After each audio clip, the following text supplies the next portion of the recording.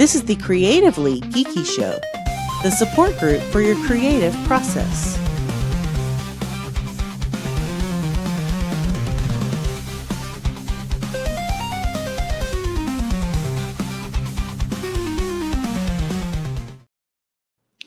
Greetings and welcome to the Creatively Geeky Show. I'm your host for the evening, Eugene Stevens. Tonight I'm joined by Ray, Cyrus, and our special guest tonight, Travis Williams. How you doing, man?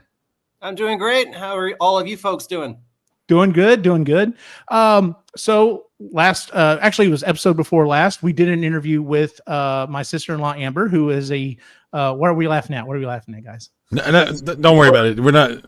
If that's going to derail you, we're not going to get anywhere. Yeah, exactly. Yeah. So anyway, a couple episodes ago, we interviewed my sister-in-law, Amber, who is an author, and we're continuing on with that. We were trying to find other people in the creative space to talk about what it is they do and their experience and, you know, why they do what they do.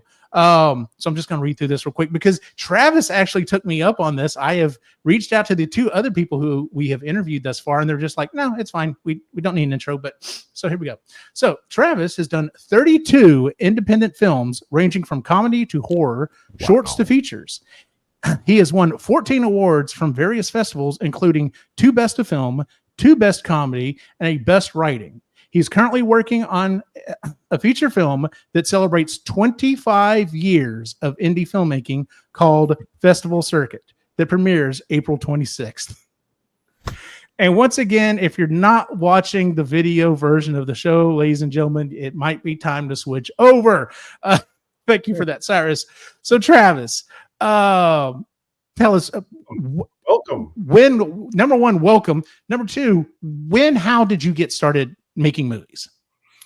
Good question. And thank you for having me. I wrote my first screenplay when I was 14. So I wasn't making movies then, but I was just filled with teen angst and needed an outlet for it. And it's like, well, if I'm not popular at school and the girl I like doesn't like me back, if I write a screenplay and just make myself a character, then everyone will think I'm the hero of the story. So that's really kind of where it started. I just, I grew up, child of the 80s, right? Just constantly consuming media, television shows, movies, and just fell in love with it. So writing screenplays sort of it was almost instinctual. Like, I don't want to say that I'm gifted in any way, but like it just sort of happened. Like, I didn't really sit down and think, what should I do with my free time as a precocious teen? It was just time to start writing. And I worked on various screenplays for several years, and then when I turned 18, I was like, well, I think we should make one of these. Like, let's just do a little spoof of a play I was in at the time, and that was my first movie. It was really only made for about 5 or 6 people to watch in a living room. Once the show had wrapped, it's like, let's watch, parody ourselves, and then it was like, well, that was kind of fun. Let's do it again, and we've been doing it again and again for 25 years now. That's nice.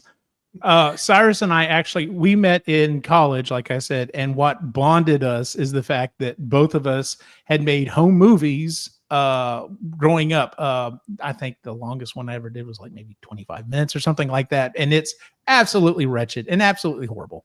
Travis, have you not seen Eugene's Kung Fu movies? Curiously, no, not yet. Treasures from me all this time. They're real. Like, the stunts are not stunts. They actually tried to kill each other. It's like, there's a scene where one of my friends jumps backwards into like a stock pond, and we literally just looked at each other and went, Danny's dead. We just watched our friend die. And he comes up out of the water and he's like, did you get the shot?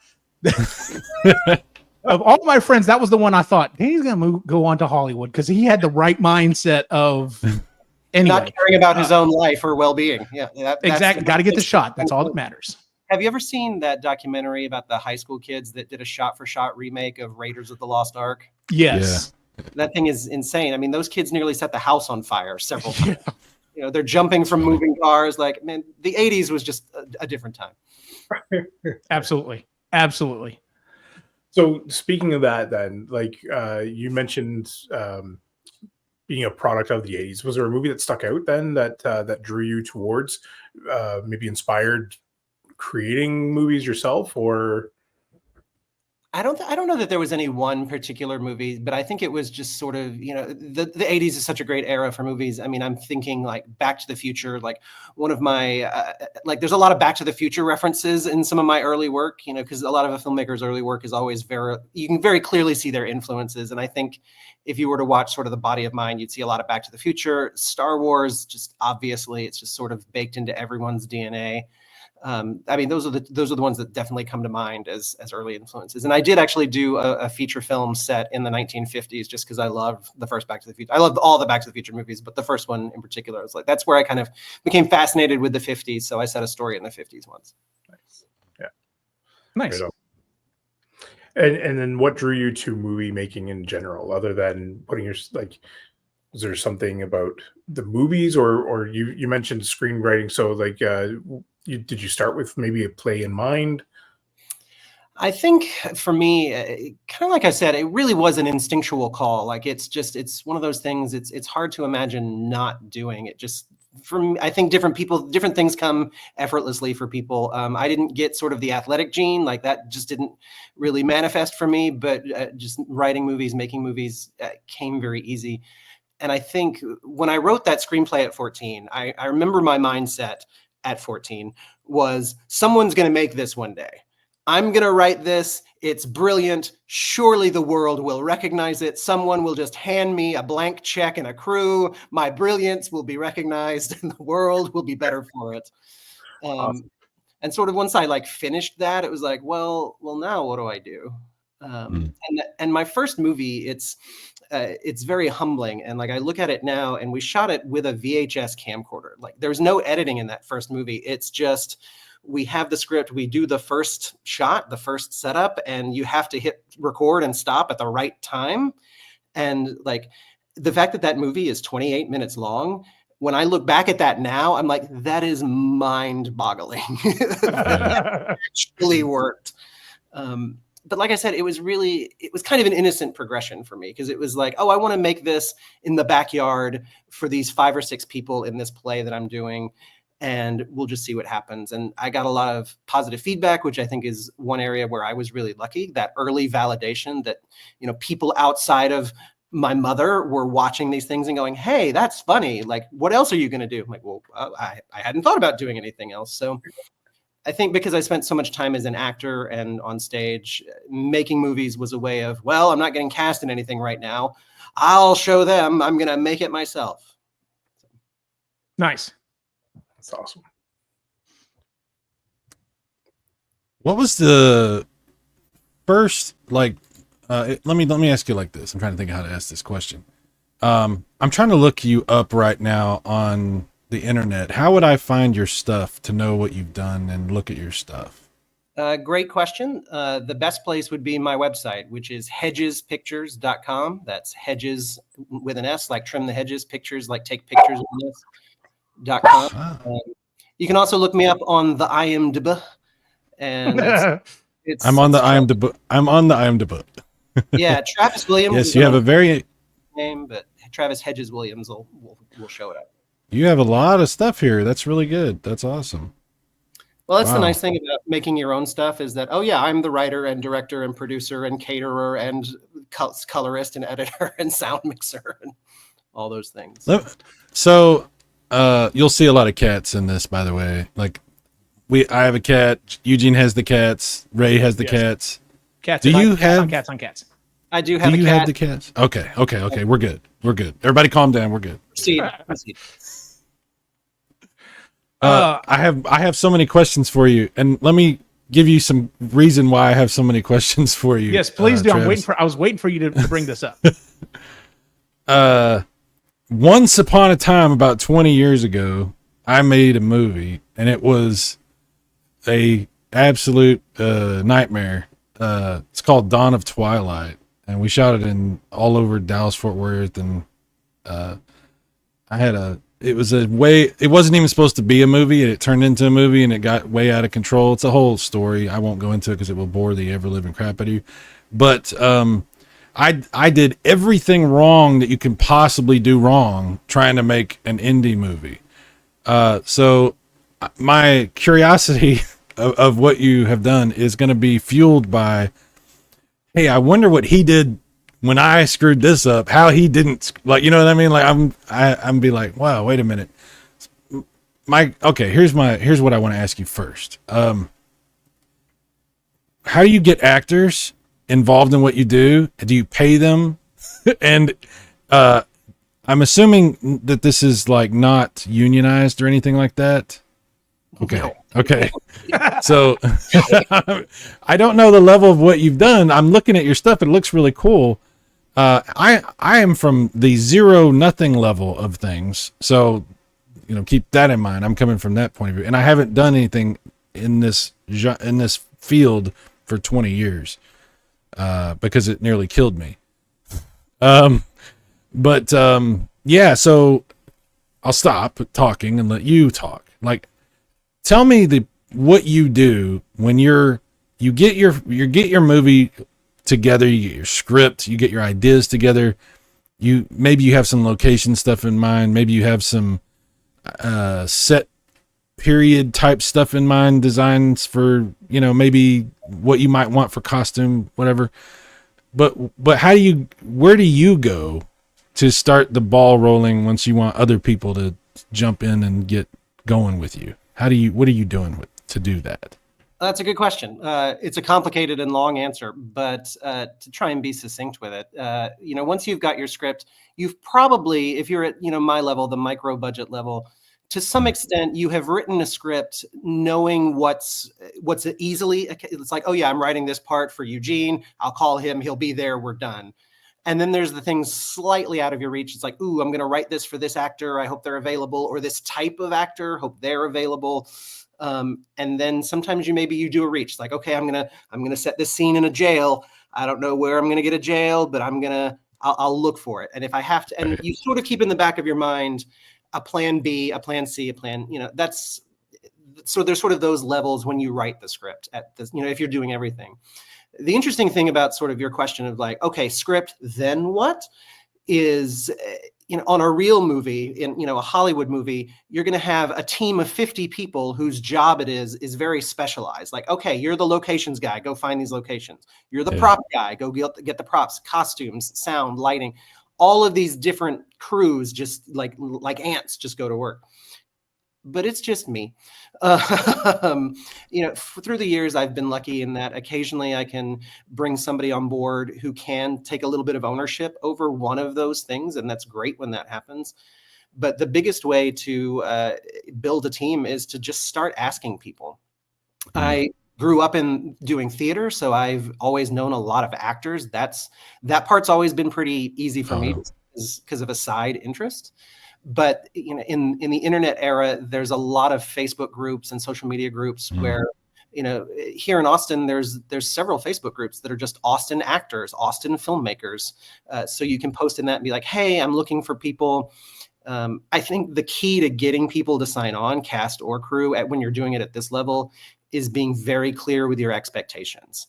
Because people are always like, how do you get people to work for free? And it's like, well, you've got to tell them up front, like, hey, would really love you to do blank job. It's going to be 3 days. They're going to be 15-hour shoots. There's no pay, but there's an IMDb credit. That's a lot of appeal for some actors. Also, if they've got a good part in the movie, those clips can go into their acting reel, their demo reel. And that's got a lot of value. And for a lot of people, it's just fun. So that's, and some people are like, I don't know, I don't want to go into the swamp with you for 12 hours and just do your silly little movie. That's fine. But some people are really excited about it. And I can tell you a thing that's sort of been surprising to me over the years, and I've tried to embrace, is asking people who have no particular film or theater background or interest if they want to work on something. If it's like, oh yeah, in my day job, I work with this guy. He's in IT. We're good friends. I need somebody to hold a boom mic for a couple of hours on a Thursday. Hey man, do you want to come hold a boom mic? Just those people are often the best people because they're just so happy to be there. Like it's, theater and film people get really jaded because we do this all the time. We're like, oh, why do I keep doing this to myself? Like, I've been doing this since I was in high school. When am I going to quit? But the guy from IT is just so excited. He's like, look at me, I'm making a movie. And that energy is really infectious. So So to answer your question of how you go from page to look a movie, you've got to be persistent. And I do think the best thing to do to recruit people is be very clear with your expectations.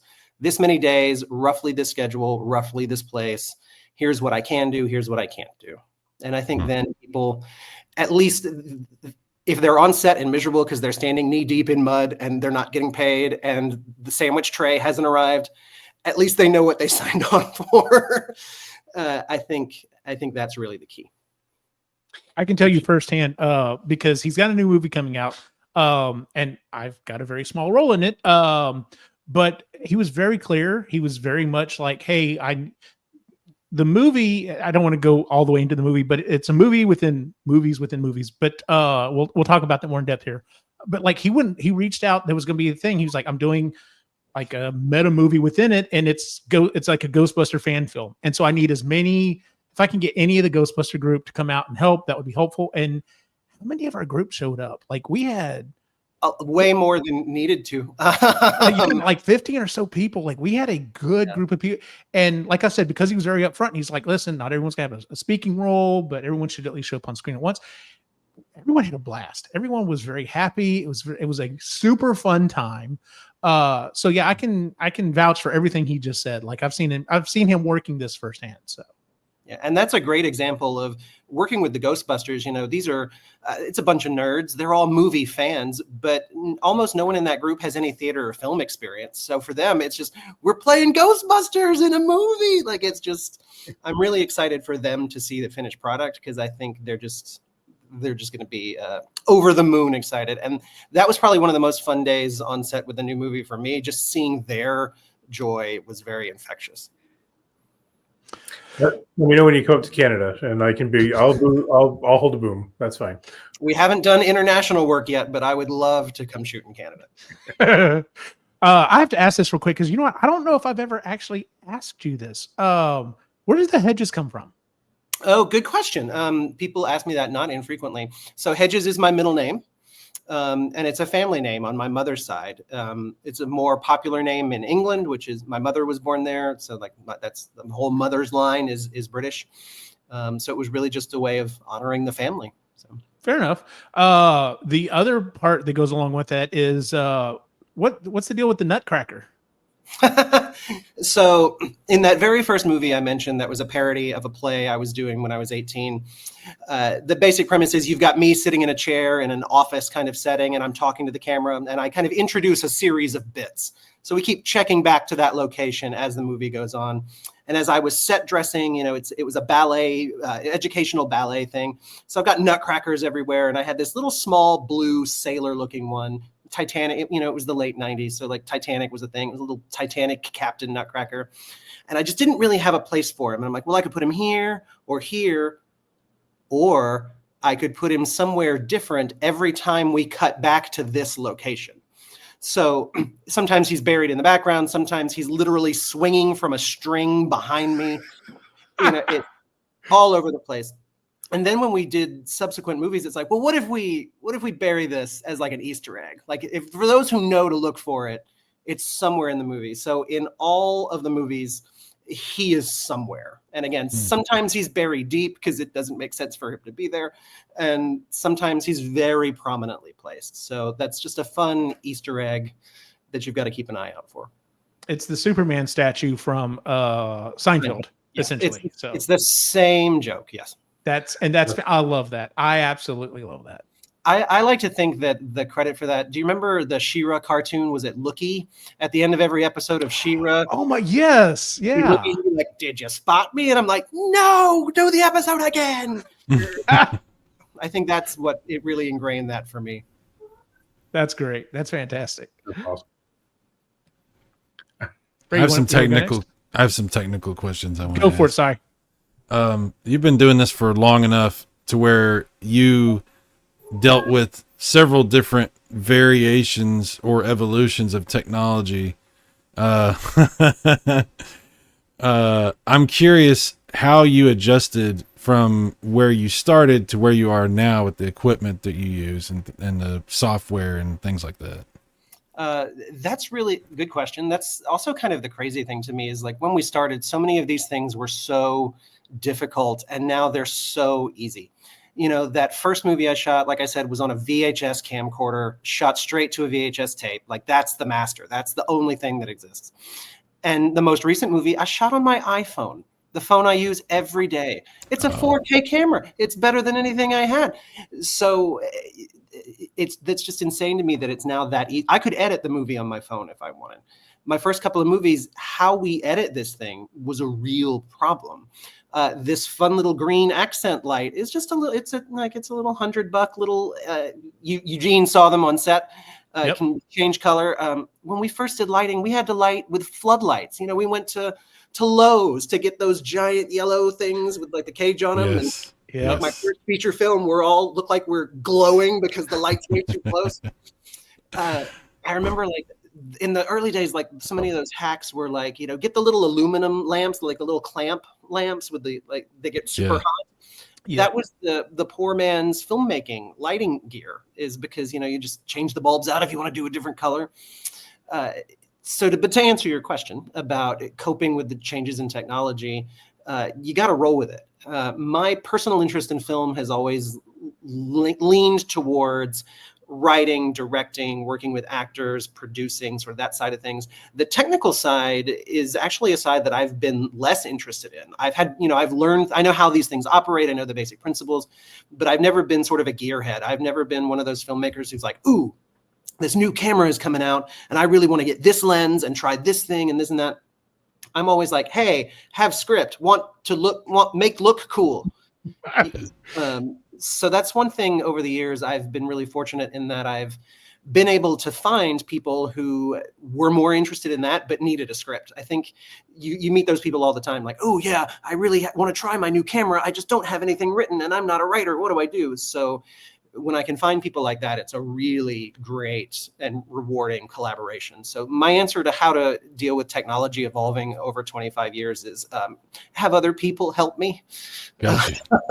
I've picked things up over the years, and I think editing is the best example, because that really kind of, it reached a point where I was always dependent on someone else to edit the movies, and I increasingly wanted to be like, no, don't. Okay, well, I don't want to reach over you, but I could like. So eventually I started editing, not out of a particular interest in editing, but out of necessity. I was like, I need to get my movie done and I need to remove you as the slowdown. So I started editing. Turns out I did actually really enjoy it. And I do enjoy editing to this day. But that was, again, sort of out of necessity, not desire. Mm-hmm. But I still rely heavily on people who are technology based. I still... I sort of accumulate these people, who help with lighting and camera and sound. I do my best, but that is a place where I rely on other people. And I'm very grateful that I've had a number of really strong collaborators through the years. So you mentioned a few different favorite parts. Essentially, that's definitely the creative side is how it feels. Do you have a specific favorite part of movie making, and has it evolved since you started? I think so. There's, when you're, again, doing it at this level, you really carry this thing from sort of like conception to can, right? I think it's one stage that I do really love is the writing. There's something just really exciting about that time. That's the only time in the entire process that it's just you and the movie. So it's an almost intimate kind of relationship, because it's just special. Like it's just in your head. Maybe you're talking to people about it, but it's just you in a room thinking stuff up. And the possibilities are kind of endless because you haven't necessarily let budget and reality interfere. Everyone's available and anything is possible in the script phase. So that's just a really exciting time because you're, again, making discoveries. So just all these creative synapses are firing. So that I really enjoy. The pre-production phase that we kind of, to Cyrus's point earlier about how do you then realize the vision, that's a very stressful time. There's parts of it I like, there's parts of it I don't. I really do enjoy when I do find a strong collaborator. Those are great moments because I'm like, ooh, you're excited about the cinematography. I'm excited that I can go focus on other things. Right. I, of course, really enjoy being on set. That's going to run the gamut of to being just sort of some of the best times of your life to being absolute misery. You know, if you're running on time and you don't have a huge amount to shoot and it's a fun scene and you're with friends, that's just magic. And that's really addictive. That's a very small part of the whole process. But, you know, if you're in the woods, it's 3 a.m., the West Nile virus is raging and you're out, your can of off is empty. That's on set and it's just not the most fun. So, but in theory, being on set is really fun. Editing is also fun because then you're seeing the payoff. You know, you've been several months invested. You sat down and you wrote it and you planned it and then you shot it, and then you're actually seeing what works and doesn't. And when it's working, it's just, again, sort of all these ooh, what if I tried this? And ooh, you know, you're still finding new discoveries and you're actually watching the thing that you've spent months investing in. I really, really enjoy working with composers and musicians because I myself am not musically inclined, but I always know what I want. So I love sitting down with musicians and being like, okay, look, this scene, when I wrote it, I had a vision. The acting did not get where I wanted it. The lighting's not quite where I want it. And I didn't have enough coverage to make the scene work. It's entirely reliant on you to make people cry in this scene. Go. and again, most of the time I've been very lucky that the composers I've worked with have just, music infuses the movie with a soul. And when you see this thing, and again, that's sort of a creative thing that you had a hand in, but some other creative came up with that and sort of supplemented your work, makes you look much better than it would have.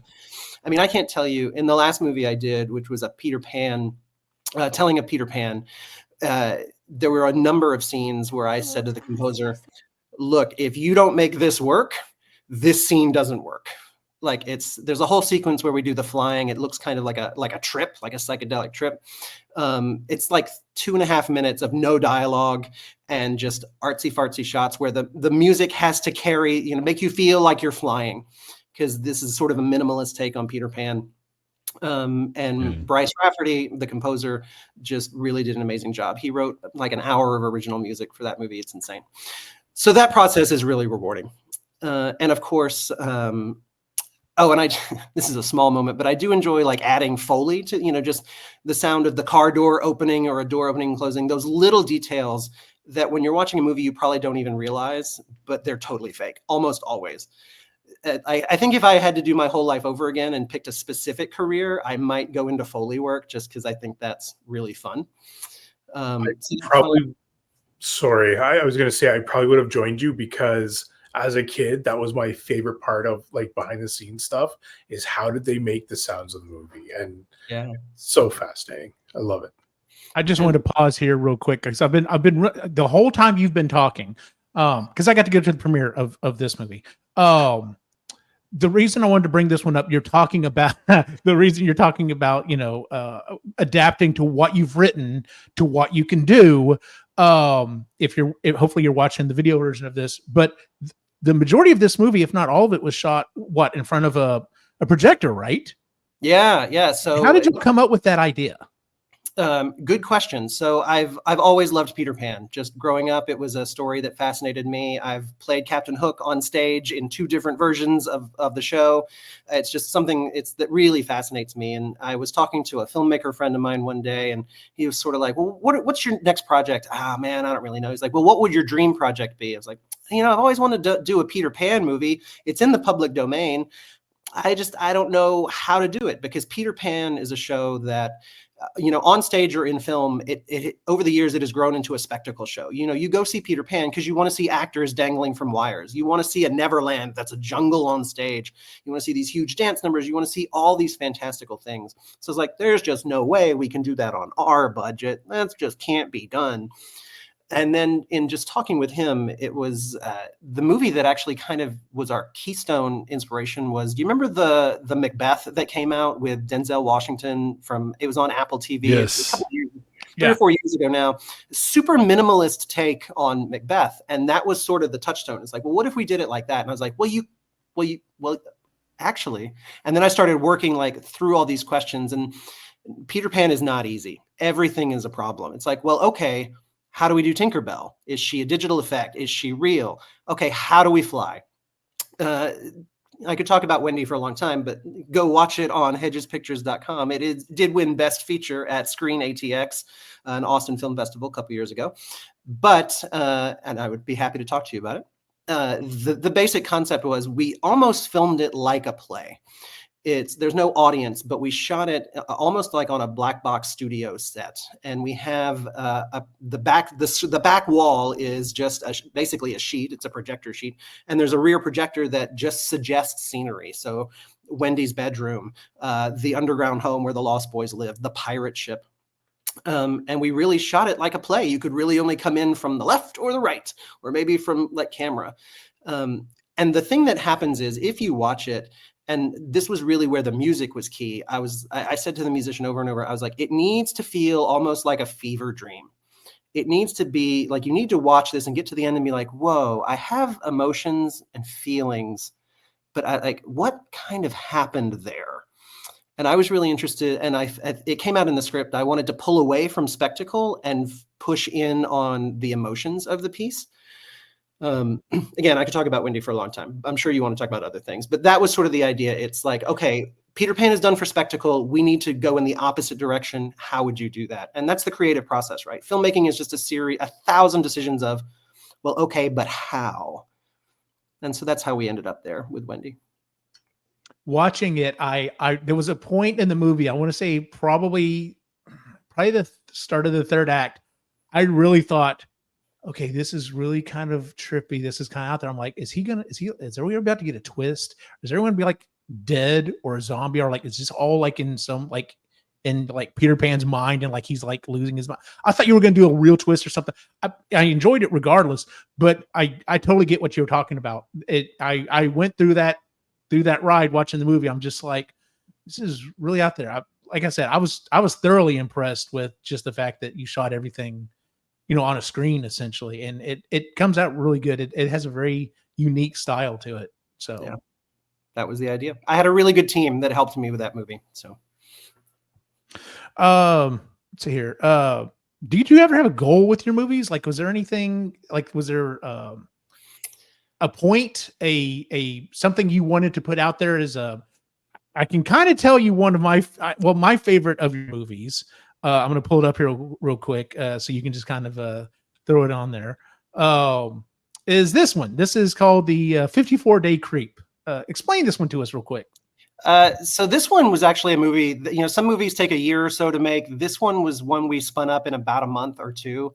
And it happened because I was really, really angry at the entire world. Because right as soon as Halloween ends, people start decorating for Christmas and they start posting about it on Facebook. They're like, look, my tree is up. I'm like, it is November 1st. The pumpkins haven't even like wilted yet. Like no turkey. You don't get Thanksgiving turkey if your Christmas tree is already up. And so this is just a belief that I feel deep in my soul. So I got angry about it. So I was like, well, what if there was a movie where these two friends, one really wanted to decorate early and the other one was just against it. So the premise is, okay, you want to decorate for Christmas on November 1st? You're going to celebrate every holiday 54 days too soon. So it takes place over a year. And so, it's Easter Sunday and all of a sudden the angry character's like, it's Flag Day and just dropping flags and harassing the character. So it's nothing but somebody harassing somebody for a year over a petty joke. And I love it. I absolutely love it. Yeah. So to answer your question, like, is there a goal to the movies? I think, there's the macro goals and the micro goals. So 54-Day Creep was just, hey, I had this idea. I've got the right people. We can shoot that in a weekend. That's a pretty easy thing to do. And I think people would enjoy it. So it was timely. And I was angry. Being angry is always the best motivator for me. Spite, anger, solid creative fires for me. But to zoom out a few levels, like, if you're going to spend this much time and money on something, it probably has a goal. And I do think early on that goal was like, oh, I'm going to go be a famous actor in Los Angeles and I'm going to write and direct forever. Like, you got to remember too, like, early 2000 when I started this, that was the age of like Robert Rodriguez and Kevin Smith, like all these indie filmmakers who just kind of struck gold at like sort of the old film festival model. Like, oh yeah, you sell your body to science for a few months, you max out 3 or 4 credit cards, you go to Sundance, you get picked up, you get distributed, and you're famous. So that was sort of the myth of the time. And I was like, I think I bought into that and then wanted to make movies that were going to get me seen and further my career. But what I increasingly sort of came up against were, one, the realities of, turns out making movies doesn't really pay the rent. There was sort of a bigger narrative of, well, because my stuff's kind of quirky, as you've seen. So it was like, well, Travis, if you want to get in, you want to get into Sundance, you're going to have to make a different type of movie. And like, oh, you keep doing this, and you may not you're not going to be able to work with your friends who aren't that great of actors if you want to make it into Sundance. And that was a real challenge for me. I wanted to tell the stories I wanted to tell, right? I wanted to do it my way. And I just wasn't willing to spend, a year of my life making a movie that was to achieve some arbitrary goal, right? Because everybody's like, oh, don't do a comedy. Comedies are out of fashion. By the time you've made a movie, maybe comedies are back in. So it always seemed this weird thing to chase. And there came a point about halfway in where I was like, if I'm going to keep doing this, what is the goal? Like, what is the purpose? And for me, it became about art for art's sake. I was like, look, I can have a day job and pay my bills and, have that security, which I need. And then I can tell the stories I want to tell. And I'm content with, making the thing as the success. If people discover it on YouTube, if it goes any degree of viral, that's awesome. But I'm already happy with what I did. If it goes to film festivals, even better. If it wins at a festival, whoa, crazy, fantastic. But like my personal satisfaction was just in, did I make the thing I wanted to make? And am I pleased with it? And did I hopefully have fun making it and have fun? Did the other people who worked on it have a good time? Did they feel good about it? So the goal of doing these things has very much evolved over time. And now I guess it's a hobby that feels somewhat diminishing to say, but it's really kind of what it is.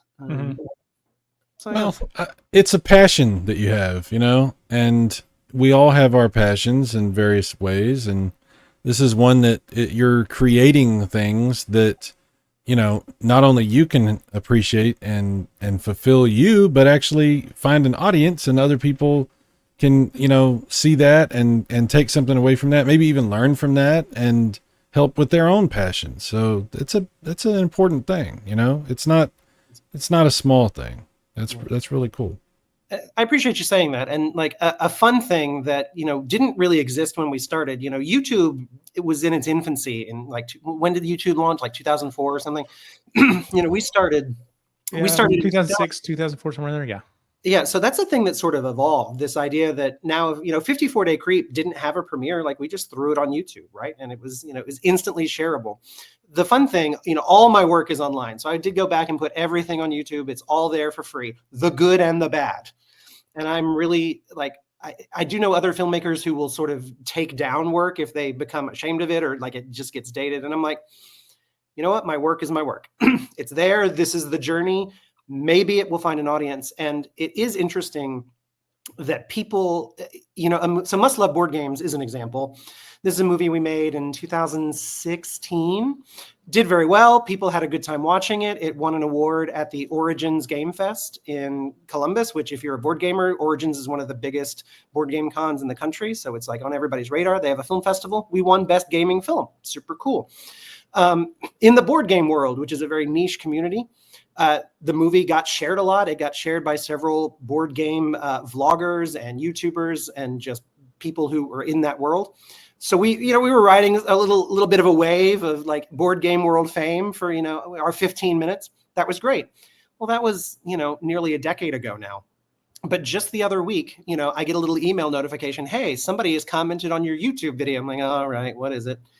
Somebody commented on Must Love Board Games. They're like, oh my gosh, I just found this. These jokes are still relevant. This movie holds up so well. Thank you so much for doing this. And so like, even though it's been nearly a decade, you still sort of get that warm, fuzzy feeling of like, oh, look, it found its community. Like it's still finding people. Like we, even though it's old, it's, we don't look like that anymore. So it has been gratifying in that way. Real quick, I want to throw that out there because you kind of already said about it. And we asked Amber the same thing. I don't remember if we asked, what's what's his face about it. So you said you're leaving your stuff up, you're even your older stuff up. We asked Amber because we're like, she feels that her first books are not that great. She feels like she's moved along and done other stuff. And she said she has gone back and forth with, her people about whether or not she should leave it up. And they've convinced her, no, leave it up, because if nothing else, it's a good way to see how much you've grown. And I follow a lot of cosplayers online, and they are constantly, especially the really like the top tier, like they get hired by, video game companies to like do, the costume from the new character and stuff like that. And they will purposely put up their first costume. They're like, look, yeah, I'm at this level, but I started down here. So please don't feel like you're going to come out of the gate, like, and I'm glad that a lot of people in the creative space have really embraced that. And I'm glad to see you've done it as well. So thank you. Yeah. Like, I just really feel like you've got to kind of own it. Like, if you're going to take credit for the good, like if you're going to let people praise you because, oh, that's amazing, you kind of got to own the bad too, right? Like you've got to, like you said, you've got to own your journey. The interesting thing, you mentioned that I've been doing this for 25 years as of this year. To put that in perspective, we talked about 80s movies. You can't make 80s movies today. Like, society has moved on. Like, oh, that was okay in the 80s. We don't do that. We wouldn't make that joke today. It was fine then. But so, yeah, I've been making movies 25 years. So there are jokes I make in my early movies that I would not go anywhere near today. And it's really hard kind of reconciling that, being like, am I a terrible person? No, it was a different time. And you wouldn't make the joke today. Like, you've learned. Mm-hmm. But I do occasionally get concerned that someone's going to comb through all that early work and be like, it is what it is. So along with that, often what I've often said on here with Eugene and a few others is it's not your, like, when you release something artistic, it's no longer yours, especially when it goes to public space. So it's now the audience's, and they get to interpret it in any way that they want. So I'm just curious about your own feelings on that and how you feel it's been interpreted, like your stuff has been interpreted out there. Ooh, good question. I think you'd have to really ask other people what they think. It is interesting that different people, I mean, that's the beauty of art, right? Like, different people respond to things differently, and people respond to things differently at different times. So, we're leading up to the 25th anniversary event and the new movie premiere as of this recording. And one thing I've been doing on all my social media is, like, once a day, I'm plugging one of the old movies and sort of like a countdown to the new one, right? And I'm giving a little bit of commentary. And there's one movie, it was about the fourth movie I ever made.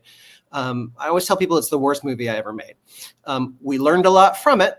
It's unwatchably bad. Like, it's embarrassing. Like, I cringe if I have to watch it. But here's the beauty of it.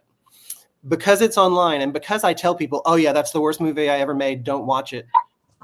People watch it. Because it's like, oh yeah, let's embarrass Travis. Let's do a little bit of a hate watch. So there's this sort of like The Room quality to it. Like, it's let's see what a train wreck it is.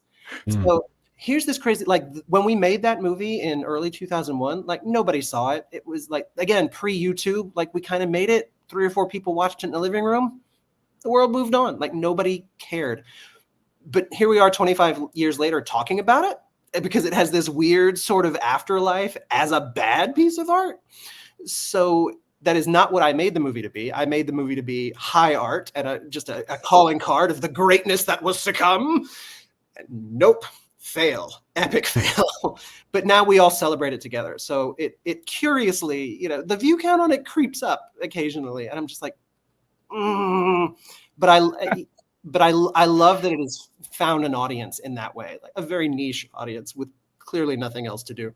But like, I love them for it. So but it is interesting, this concept of, like, when you make a movie at this level, you generally have an audience in mind. That's probably, my family, my friends, maybe some group I'm hanging out with. Like, I've done a lot of theater, so a lot of my movies, it's like, oh yeah, I'm going to make this for this theater group at the time.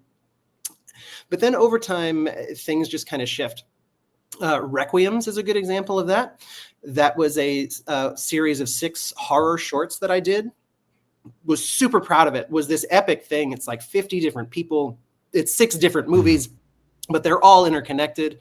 It's a lot of theater people, and everybody was really excited about it at the time. Like it got shared a lot on social media in that little social circle. You know, we had 2 premieres for it. But it's kind of died. Like nobody really watches it anymore.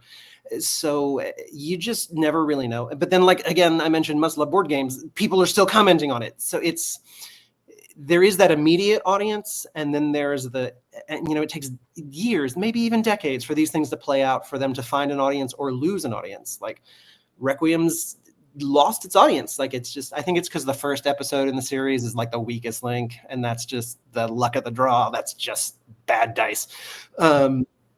But there it is. I think Requiems is great. Like Requiems is actually an example of like one of those things that I'm ludicrously proud of, but like no one watches.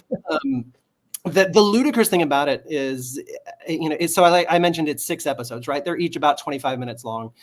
And they're intended sort of, you can watch them individually, but they do tell a large, there's a episode arc and the series arc. Very intricate storytelling. I was super proud of it. We'd never done horror to that degree. I was just super excited about it. And I was like, oh, this will be easy, right? It's just going to be like doing 6 short films in a row. I can do that in a summer, and I'm going to like get other people to maybe you can guest direct this episode. It'll be easy. No, it nearly killed me, because it wasn't 6 little short films. It was a very ambitious feature, is what it really was.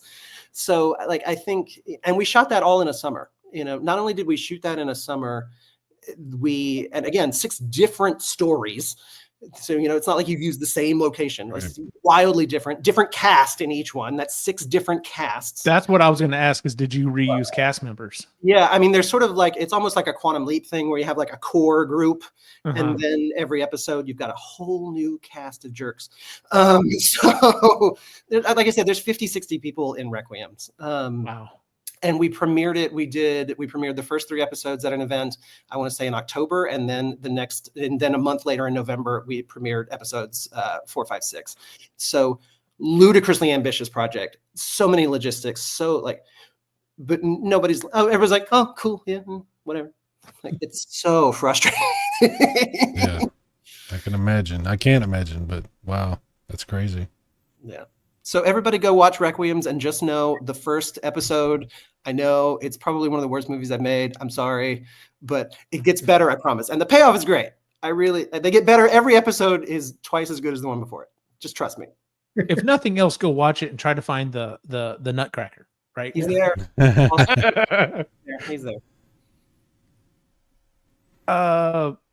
Okay, so you kind of described your process a little bit. How do you handle writer's block or a creativity block?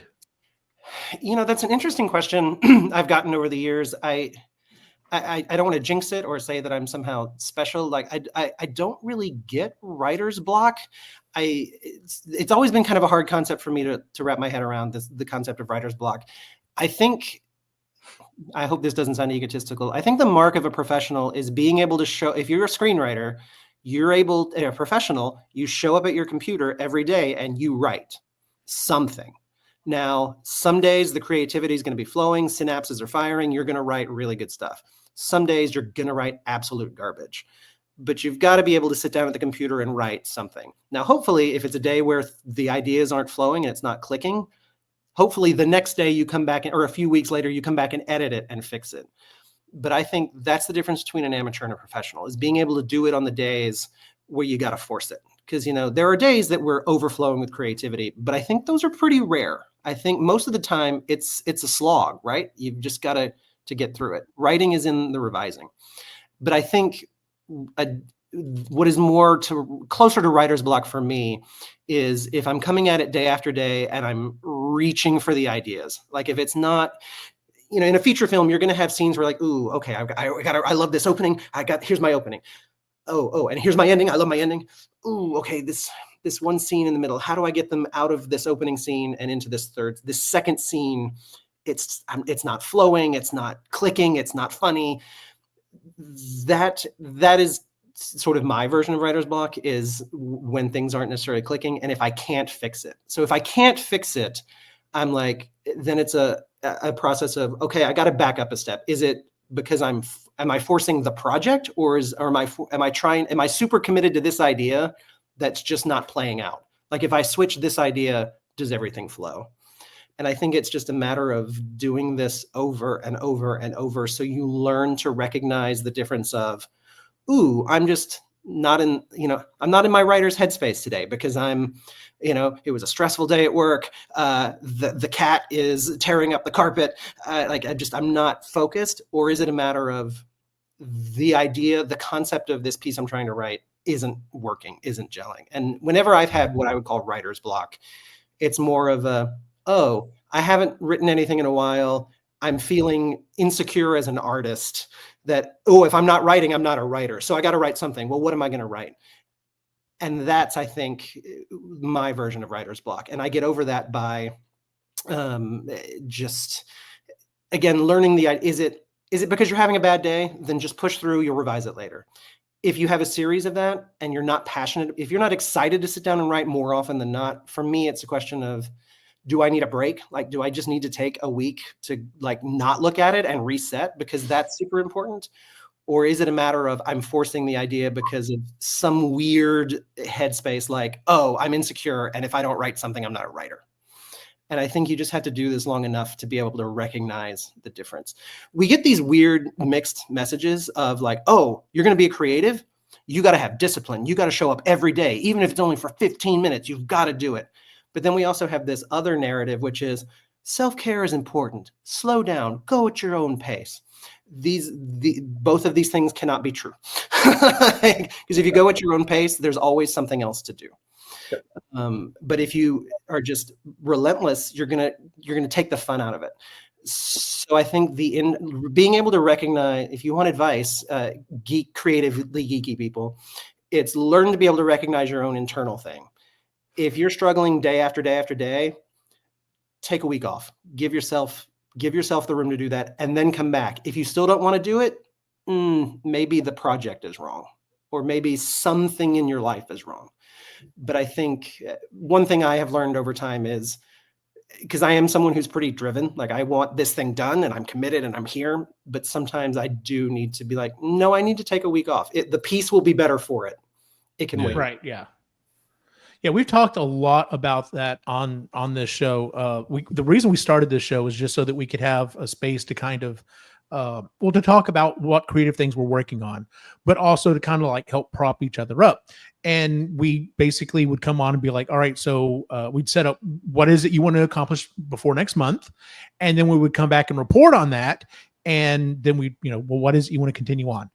And we did that for, I don't know, a good while. And then we changed the format because we all were running into that. It was like, you can't constantly just keep outputting. You have to. And so the compromise we did was 1 month we talked about what we were working on. And then instead of what you want to get done for next month, we pushed it to 2 months. And then in that intervening month, it was, what have you been watching? What have you been doing to input creativity? Because it is very much, like you said, it's very much an ebb and a flow. And I think a lot of, I'd almost say most creative people have a hard time. Once you kind of get that and grok that, it makes life so much better. But if you constantly just beating your head, like you said, I have to get it done, I have to do this now, and like you said, your art will suffer. Because I mean, I have definitely done that. There's been those times you're just like, I just want to get this done.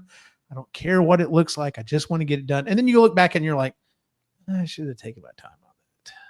So I have a question. It's a very topical, current affairs kind of question. It's not political, but it involves production and stuff. What are your thoughts about using or integrating AI type stuff in your projects, like music and graphics, things like that? I think it's like anything else. It's a tool that properly used can be effective. Do I think we need to start making movies entirely AI and putting them in theaters and calling this art? It's funny you mention it. Just today on Facebook, I saw in one of the groups, somebody was promoting an AI film festival. It was like, oh yeah, come see all of our movies made with AI. And the comments exploded. Everybody was like, how could you do this? You're killing art. How could you even Facebook, group mods? How could you even allow a post that undermines creativity so much? So like that's sort of the extreme end, right? But I think, have I used it? Not really. It feels like it's, from my perspective, movies take such a long time. I feel like AI has sort of only been relevant for festival circuit, the most recent one. But to answer your question, there are a few places I have used it as a tool. One, when writing, AI has been super helpful. If I'm like, hey, sometimes ChatGPT is easier to use than Google, because I'll be like, hey, what's a song that would be playing at a party in 1997 with a bunch of high school kids? And it'll give me a list. I'm like, okay, well, what if it was the nerds, not the popular kids? Oh, probably these. And I'll be like, oh yeah, that. So right. It's a more efficient search engine. Yeah. The two places that I used it in festival circuit, there's a scene that takes place in an art gallery, and it's supposed to be, the joke is that it's super pretentious. Everyone there is just so full of themselves and talks about their art as if it's just Da Vinci level, where it's just garbage. The background of the gallery behind them, all of that is AI generated art, because it's supposed to be bad. It's supposed to be this sort of fake world there propped up. And fun fact, if you want to look for Easter eggs, the prompts that I used to generate all that AI art was always one of my own movies. So it's like Must Love Board Games, and with a few little suggestive things. So all of the art in the art gallery scene is inspired by one of my movies. Awesome. But again, I was doing it to be bad on purpose. The other place I use it in festival circuit, one of the cool things about festival circuit, since it's supposed to be the 25th anniversary movie that celebrates sort of everything that's come before, I reused tracks of music from my previous films. So things composers had written for me over the years, I plugged those in sort of as an overall greatest hits kind. That was the vibe of the movie. Also saved me money, because musicians ain't cheap. There was one section where I just didn't have, 25 years of music, nothing matched. It was very specific. And it was a scene where the music was kind of in the background, like you needed to hear it. It definitely needed it, but it wasn't a scene that was musically driven. It wasn't like an action scene or like an intimate, emotional scene. I just needed a funky thing. So I was like, well, what can AI do? So I was like, I need this kind of thing. And the beeps and boops it turned out were perfect. So there's about a minute of AI music in festival circuit. But again, the joke there is, Eugene mentioned the whole joke of festival circuit is you have a group of characters taking their short film to various film festivals. And at these festivals, they see different bad movies. So this AI music is in one of the bad movies. So again, even if anyone picks up on it as AI music, it's supposed to be bad. So I think AI is like anything else. It's a tool that, properly used, has its advantages, and you'd be foolish not to use it. I think the most intriguing use of it that I haven't done is if you can use AI to populate a background with extras.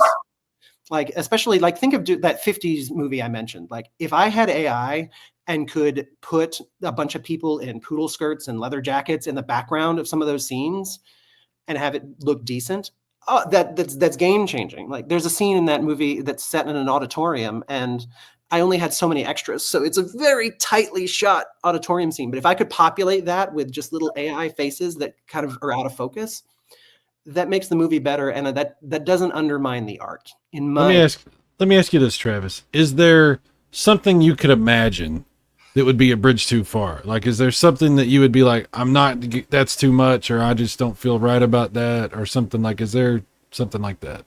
I think it's a case of, it when you see it. Like, I think where you get into trouble with AI, and I think this is where people have the emotional reaction to it, is if it is taking something from other creators, right? Like if it's drawing, oh yeah, you have this fully AI character, but you pulled from this other movie that these other filmmakers spent a lot of time and design dollars on. And oh, you took this from this Hollywood blockbuster. So you didn't create that, and you are actually robbing other people's creative input. That, I think, is a problem. And again, it's that line of, well, I told the computer what to create, so I am the artist. I mean, as soon as we say that can't be done, someone's going to do it really well. But like, I think that's the danger, right? It's passing. think it removes the artist from the art. And I think that's where we get into the danger zone. But if it's just filling in extras or filling in or screen replacements, like I'm telling the story and this is just another piece of set dressing. Like, it's like in Wendy when we did a digital pirate ship. Like if AI could have done that pirate ship, you best believe I would have had little waves in the background. Like, it's just another tool to tell the story, right? I didn't have AI generate Smee. I just want to say real quick. I've done a little bit of voice acting also, and I know that in the voice acting community, there's a major problem with AI basically just destroying that entire business. I don't know how other actors. Have you talked to other actors about what they think about that whole situation or anything? Yeah, I think it's like any new technology. Once it comes in, it shakes everybody up, and it's this. Nobody's contracts don't cover AI. So I know the actor strike did get into this. A couple of years ago when we had the actor strike. Because different companies were approaching actors and saying, "Hey, we'll give you $300. Sign your likeness over to us." And poor actors are like, "Oh, I'll take $300. Sure." Yeah, but then that company can put you in movies forever. Because you've signed your likeness away. And so I think there's that concern. There's am I going to get properly compensated for my professional skills? And I do think, like I said, when streaming happened, everybody freaked out. I think when movies went digital instead of film, everybody freaked out. Like, oh yeah, I remember that. Yeah. And so it's, you can choose to be afraid of it and you should be concerned and you should be asking the right questions. But I think it's like anything else. It's like, okay, how do we integrate this? What is this thing's place? And I think in a couple of years, it'll sort itself out. Remember how Napster broke the world? Oh yeah, absolutely. Absolutely. Yeah. Cause I mean, I'm just now starting, like we have the music that we've gone to on the show. We're using AI to generate that. A lot of us have talked on here. It's been a thing. It's like, if you were, not that we're in the position to do this, if you were going to pay someone to do this and this is your way of cheaping out, that's where we have a problem. But if you're doing this on a shoestring budget, or in my case, a zero budget, I can't afford to pay anyone to write the theme song for this show. If I found someone, and we did at our previous theme songs was done by a friend of mine, and he did it very much as a thing of friendship, because I asked him, it was like, can I pay you anything for this? He's like, you couldn't afford me. And I couldn't. Like, he's gone on to write like big production stuff. He's like, you couldn't afford me. He's like, I did this, because you're my friend. And so when we do stuff like that, like the cover art we do for all of our YouTube videos, or most of our YouTube videos, I throw that into, because I don't have the chops to do Photoshop. I don't really want to learn it, and I don't want to ask anyone else how to do it. Like, I don't want to put that on anyone else. Hey, can you do this? Kind of like you were going back to the editing thing. It's like, kind of need the cover art to do the show. So it's nice to be able to just kind of throw that together. But like I said, I don't feel like as long as you're not taking money out of anyone's hands, it's fine. Like you said, as long as you're using it as a tool and you're using it as filler, whatever. So like two quick examples. There's a board game that I play a lot, and I follow it on different Reddit threads. And somebody was like, "Hey guys, I just created a podcast all about this board game that we all like, because we're all in this subreddit." And the comments blew up because the art that he had used for the cover art of the podcast was AI generated. And everybody's ripping him to shreds about it. They're like, AI art, not going to listen. Of course, it's Reddit, so, you get what you get. Yeah. But it's like, to your point, it's like, okay, but like, it's just a couple of dudes playing a nerdy board game. Let's be honest. That's what most of us in the subreddit are. Like, he's playing a board game. He's doing a podcast. Listen, don't listen, but you're going to base it all on the AI art. Now, contrast that. There was a theater group that I did a lot of work with, and one season, when they announced their upcoming season, and they do all the poster reveals, like, here's the posters for our upcoming season. Isn't everybody excited? Buy your season tickets. They had used some AI art in various places, and that is a nonprofit arts group that doesn't pay its actors, doesn't really pay a lot of the people on the crew most of the time. So it's like, ooh, you can't argue, hey, give us money, we're poor artists, and then not support an artist. Yeah. So those are two very different. To your point, like what is you as just a dude with a podcast, you don't really have a responsibility to support other artists. Just doing the show is supporting other artists. I feel supported just being here. Oh, thank you.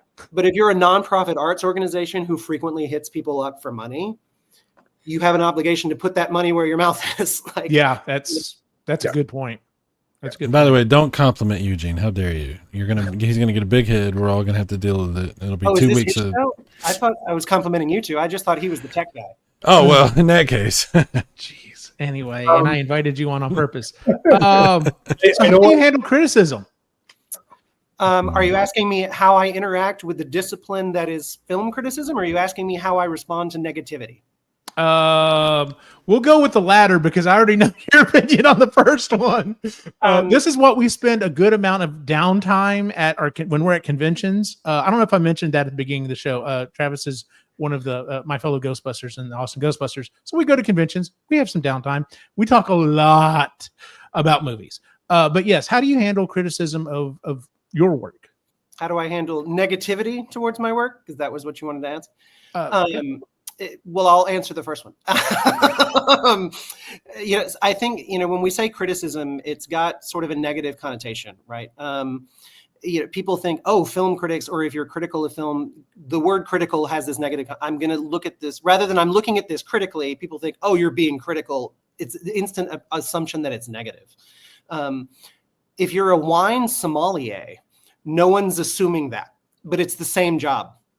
Like a sommelier with wine has tasted a lot of wines, has studied the different regions where these different types of grapes have grown, understands how year to year things change.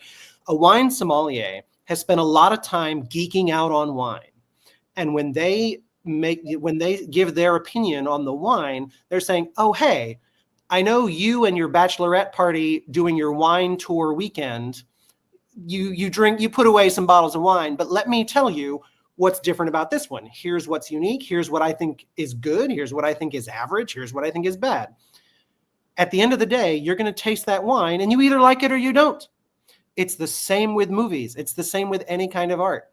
A qualified critic, has just watched a lot of movies, has a lot of film language. So when they write a review, they're trying to put it into context of, hey, you probably haven't studied screenwriting, but most scripts follow a 3-act structure, and this movie breaks that and I think suffers for it. And most people are like, oh, I hadn't thought about that. Just like a sommelier, they might say, oh, that little hint on the back of your tongue, that's this particular flavor they add at this stage. If you like that, you might want to seek out more wines like that. It's the same with film criticism. Oh, this is what makes this movie work. This is what I think makes this movie not work. If you agree or disagree, you might want to look at that in future films.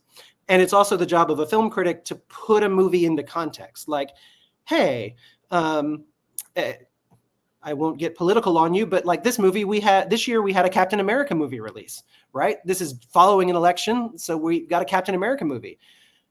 Doing any Captain America movie the year of a major election, I think is an interesting move. I think your movie needs to have a political undertone if you're going to do that.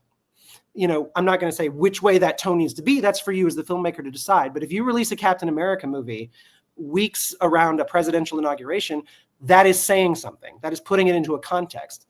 And it's also the job of a film critic to be like, hey, this is the 4th Captain America movie. Let me put it in context there. And it's in this larger thing. And we have it's all these layers of context. So I have strong reactions. Eugene knows this. When people think, oh, hey, you're talking a lot about a movie, you're being super critical. I'm like, well, yeah, it doesn't mean I didn't like it. I'm thinking about all these things. I'm looking at, I'm a filmmaker. I want to study the structure of a thing. I want to know how it, it's like taking apart a clock. I want to know how it works. And I want to see what is and isn't working. Oh yeah, I liked the movie. Well, why are you being so critical? Well, because this is just what I enjoy to do. So how do to get back to your question, now that I can step off of my soapbox, a bit of a nerve, how do I respond to the discipline of film criticism? Enthusiastically. As a low budget filmmaker, getting someone with that kind of background to take a critical analysis of one of my films, I welcome that. Please. There are websites where you pay people to do that. You pay people to write a review, and you hope you get a little blurb you can stick on your website, being like, John at filmreviews.com thinks this movie's awesome. And a good film critic, whether they love or hate your film, they're going to give you feedback of like, here's where it's weak, here's where it's strong. Here's the thing. If you are a self-aware artist and experienced, you're already going to know where your film is strong and where it's weak. A critic is not going to tell you anything about your film you don't already know. And if they do, you're very lucky, because if they point something out that you didn't know, you're like, oh, wow, I was so like tunnel vision. I didn't see that I just took for granted that everybody knew this about this character. You're right. I didn't establish that then. That's a huge lesson you have learned, and you should be so grateful that someone pointed it out for you. And just that they took the time to think critically about your work. So how do I respond to film criticism as a discipline? Enthusiastically. How do I deal with negativity? That's, so people will leave random YouTube comments now and then, like you don't know how to properly expose a window. And I'm like, you're right, I don't. Where's your short film?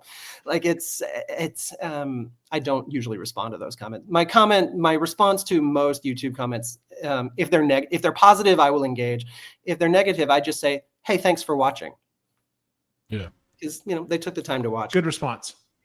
Yeah, I think you've got to develop. I've been on stage and on camera since I was 11. I've been getting reviewed and up for acting awards since I was 13. So like I've been dealing with this for a really long time.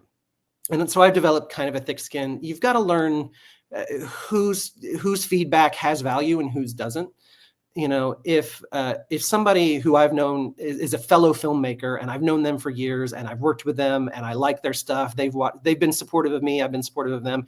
If they're like, hey, I think you might want to maybe on next time, like get a different lighting guy, I'm going to take that to heart and give that a lot of weight. Like, ooh, I'm not going to be offended by it. I'm going to be grateful that I got some constructive feedback. If some punk kid with a terrible screen name on YouTube says this sucks, okay, like it's just, I think that's kind of a dismissive answer. Just be like, well, I ignore negativity. But I think you've got to be able to, again, put it in the context of who is saying it and why. And that's the other thing. You will encounter people like people at film festivals.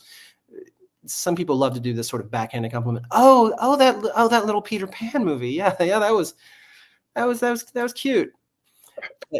You get that, but that is that filmmaker's insecurity.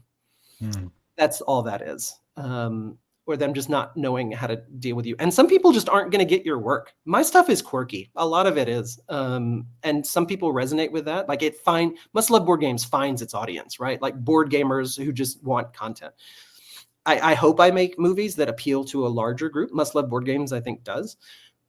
But if it's like finding your audience, right? We've talked about that a couple of times. So if you're not my audience and you say something negative about the movie, I'm going to be like, well, from your perspective, that's probably true. It's not for you. Right. Yeah. And that's one thing I've tried to get in the habit of lately is when a movie comes out, if I don't like it, rather than being like, oh, I hated that movie or I didn't like that movie, I've tried to train myself to get in the habit of saying, it wasn't for me. Because presumably it's for somebody. You would think, you would hope, yes. Yeah. So you've been mentioning a few things about like what you're creating and what you're moving on to. And a while ago, you mentioned public domain. And I know that there's been some new things that have been added to the public domain this year. One of them being Popeye or, anything like that. Has there been anything that was released recently into the public domain that you'd be interested in going after? Ooh, fun question. I mean, Peter Pan was sort of my big one. And Peter Pan, I could talk about this for a long time. If you just Google sort of the copyright history of Peter Pan, it's fascinating because if you don't know, J.M. Barrie, the author of Peter Pan, the playwright of Peter Pan, in his will left the rights to that show to the Great Ormond Street Hospital. So it's a children's hospital in England. So that hospital did really well on the rights to that show because it's a runaway hit. And every time the copyright was about to expire, it got extended and renewed and renewed. So you've got Peter Pan the play, you've got Peter Pan the novel that Barry also wrote. And these are at different, this is at 70, this clock started ticking here, this one started ticking here. Well, this one started ticking in the UK here, this one started ticking in the US. So it's this weird, so even if it's in the public domain, it's this weird thing. Peter Pan is like, I believe it's the only property to have this designation, but in the UK, the Parliament actually gave it perpetual copyright. So like anyone in the UK who ever does anything Peter Pan always has to check in with the Great Ormond Street Hospital. But here in the US, it entered public domain the year Wendy was released. So, yay. Nice. But to answer your question that I did not, it was really interesting, like when Steamboat Willie, like the first Mickey Mouse version entered public domain, and all of a sudden people were doing horror games, and Winnie the Pooh, of course, they're doing Winnie the Pooh horror movies. Yep. There's a Peter Pan one coming in that same vein. Is there? There is. Oh, yeah. Lord. There's also Popeye coming in the same vein. Oh, yeah. I'm sure. Yeah. On the one hand, I'm excited. I'm like, I think it's cool that we get to, artists are now free to engage with these characters in fun and exciting ways. I think that's really cool. I think these sort of first people out of the gate are just sort of the cheap thrills, like, oh, what can we do as quickly as possible to cash it and make a quick buck? Yeah. I've not seen those films. I don't want to knock those filmmakers if they're listening. But it's not for me, at least at this juncture. But I don't know that there's been anything that's really entered lately that has captured my attention, but I'll definitely keep an eye on it. I was going to ask, what other creative hobbies do you have? Too many. Like I said, I spend a lot of time doing live theater. I'm an actor. That takes up a lot of time. I'm really moving more into writing novels and short stories. So that's something that I think I've always been a writer at heart. I think that's really sort of what my truest calling is. Acting is great. I love it. Filmmaking is great. Love it. But I think writing is something that I want to sort of lean into and sort of really develop. Because in writing a novel, you're not limited by what actors are available on a Thursday. Creative hobbies. Does board gaming count as a creative hobby? Probably not. Painting minis for board games. That's not a hobby. But I did start, I don't get into super detailed painting, but I do like to, if it's just a gray, I like to give it a monochrome wash. I'm a performing arts guy. It's my curse and my blessing. Yeah, he's always one of our most vocal guys at the convention. So it's always a fun time when Travis is around. He's good at barking and getting people to the booth and stuff. So, if no one had any other questions real quick, I was going to go ahead and pull up the film, the festival circuit trailer, because I wanted to actually play it where we could listen to some of it, because this is probably one of the best trailers I've seen. And this goes for actual big budget movies, because literally within the first 30 seconds, you lay out the entire premise of this movie and like what it's going to be and everything else. But Ray, did you have something else you wanted to ask before I started? Just one last, and I know I'm sensitive to the time. One last question that I have for you was, who are you watching out in the indie scene, and like who should we be kind of keeping our ear out for other movies that are coming out? Ooh, the craziest thing, with the internet being the internet, like, you just never know where the next great film or next great artist is going to come from. I can tell you a film like the most recent film to just shock and awe me, and are now filmmakers that I'm like, ooh, I want to know your back catalog and I want to keep an eye on everything you're doing now. It's a movie called Hundreds of Beavers. It is, Eugene has heard me talk about it before, but I have. If you're not Googling it now, you should be. So Hundreds of Beavers is basically, it's black and white. It's almost sort of got an old movie flicker to it. There's no dialogue. It's kind of like a live action Looney Tune. The basic premise is you've got this guy he's a fur trapper in Wisconsin. And he's got to struggle to survive. He was a drunk, but now he's kind of abandoned in the woods. He's got to figure out how to eat. So his first attempts at hunting don't go well. He meets a trapper who kind of gives him some tips. But all of the animals that you meet in the woods are just dudes in costumes. So like the rabbits he encounters are just like, they look like people in Easter bunny suits. All the beavers are just like bipedal, just guys in beaver suits. And it's hilarious. It is beautifully written. Like the way the jokes in that movie layer and then pay off, brilliant. The effects, brilliant. It's such a simple premise in so many ways, but it's executed so brilliantly. The music's great. The acting is great. Everything about it is great. And someone recommended that to me, and I went into it with hesitation. I was like, I don't know, man. And then in the first 15 minutes, I was like, this is cute. I don't know that it's a feature. And then at about 30 minutes in, I'm like, okay, we are firing on all cylinders. So now I keep up with those filmmakers, and I want to know everything they're doing, because I thought it was so wildly inventive and just so fun to watch. So Hundreds of Beavers, it's on Amazon. This is not a paid endorsement. It's just me as a fan saying this movie was freaking great. So go watch it and follow those filmmakers. Awesome. Nice. All right. Like I said, I'm going to throw up the trailer for Festival Circuit. We may go all the way through it. If not, and feel free to comment if you want to comment on there. So, but here we go. We're here for the film festival event. I have a film screening. How much is the prize worth? What do you mean? The award. How much do you win? Does it vary by category? Oh, there's no cash prize. Oh, so the winners get distribution in theaters? No, that's not really a thing. So they put you on streaming platforms? No. Does the festival pay you when they screen your film? No. I'm confused. I am too. Just happy we have an audience. We've had 4 rejections since Smokehouse. I was starting to lose faith. Yeah, what is the point of these things again? Seeing your name on the big screen, networking, marketing. And fabulous prizes. We're gonna walk home with all the awards. This is the big time. Behold, Sundance. Well, that was worth $60. Is that what we paid to park? That was the entry fee for this film festival.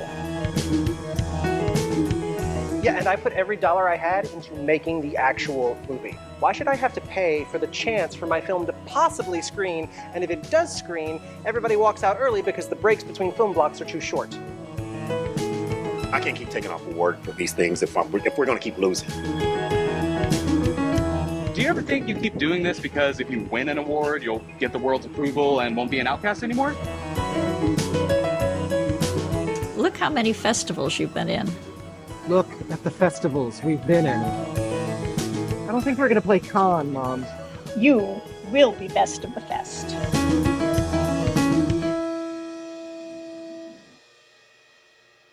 That looks fun. So oh wait, we're supposed to say, oh, that was cute. That little film. Cute, yeah. I just have to throw this out there real quick. So, one of the other Ghostbusters in our group, Bev, Travis goes to her and's like, hey, it's like, what'd you see? Like a 30-second shot. It's gonna be like a 30-second shot. I need you to build a spaceship, build something like, and you see a little bit of that in the trailer. I've seen this thing in person. She went all out. Like you were talking about finding people. You know what? Bev may be a good person to have on the show to do an interview because she's very creative. She does a lot of different things. But anyway, you were talking about finding people who are excited about the project as well. Bev was definitely one of them. Like she was all in on helping out with this thing. You got to find people. You got to find people that are passionate about something, and then figure out how it can benefit you. Like, what is your thing? You're willing to put in a lot of hours for no pay on that thing. How can I put that in a movie? That's what absolutely. I was going to say at the end of the character that you had the glasses on at the end there, it reminded me of Nathan Lane, just the way it was. So it was, yeah. I'll take that. I love Nathan Lane. I'll take that. Yeah, who doesn't?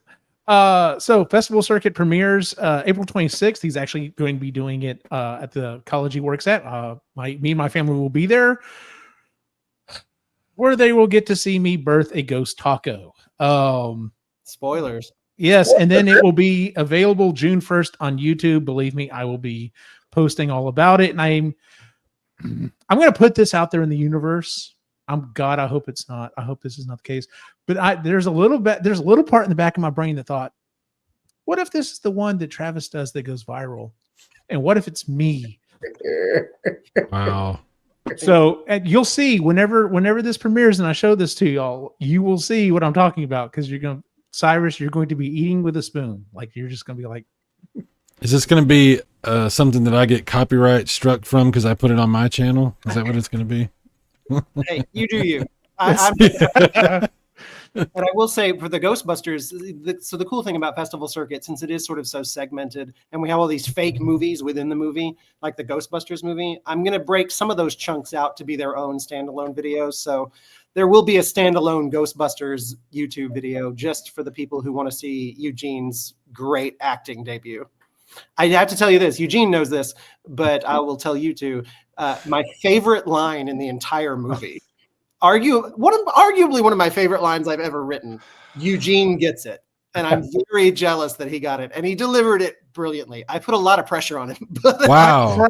I practiced it, and because he very much told me, he's like, you don't get a script. You got to have your stuff memorized. I'm like, okay.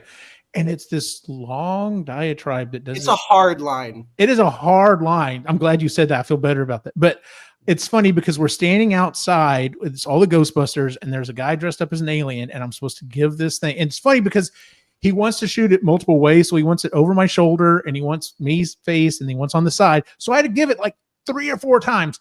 But the first time I said it, you could just see all the Ghostbusters look at each other like, what the hell was that? Like it's gonna play really well. Yeah, okay. They hadn't seen the script, so they didn't know what the hell he was. They didn't know what scene they were shooting. They had no idea. They just showed up. Yeah, he was pretty much like, "All right, so y'all go in there, and you're gonna run across here. Ready? Go." So for them, yeah, that was a lot of fun. Yeah, Eugene, that was compliments to you because that is a very hard line. It's the kind of line I write for myself. It's very wordy, and like I know I can deliver that easily. So like, props to you for pulling that off. I think you did an excellent job, and I'm very jealous that you got that line. Well, thank you. Like it's, anyway. Yeah. So I can't wait to. We'll definitely pump it up here. So yeah, I'm probably gonna hold off on releasing this episode maybe by a week. We'll see. So then it'll probably come out the same week that everything premieres. So we'll see. Pump everything up for you. Speaking of which, let's go ahead and talk about where we can find you and your socials and stuff. Great. So the best place, like I already mentioned a couple of times, hedgespictures.com is the website. That's got way more information about me than you could ever want. But every movie I've ever made, every trailer is there. There's a lot of blooper reels. I think I highly recommend if you're even just watch the blooper reels, even if you don't watch the movies, because you'll get a sense of how much fun we have on set and why I've done this for 25 years, even though it's really hard. You'll get a sense of how much fun we have. And then, yeah, Instagram is at Hedges Pictures 2. Facebook is Hedges Pictures. YouTube is Hedges Pictures. Would love to see you following me, engage with the content. Yeah, anyone who watches a minute of my stuff, I'm extremely grateful. So thank you in advance. That's awesome. That is our show for the month, ladies and gentlemen. If you would please check us out at epicallygeeky.com. There you can find this show as well as the other shows we do, including the Epically Geeky Show, the Marginally Geeky Show, and Sustainably Geeky. You can find us on all the social medias at Epically Geeky as well. Where can we find you online, Ray? The Reluctant Yeti on Instagram and once in a while on Blue Sky. Cyrus? Just go to hedgespictures.com. This is a really cool website. Just go check that out. It's badass. Nice. And as always, you can find my individual wacky adventure online at Optimus Sheen. For everyone on the site, have a good night.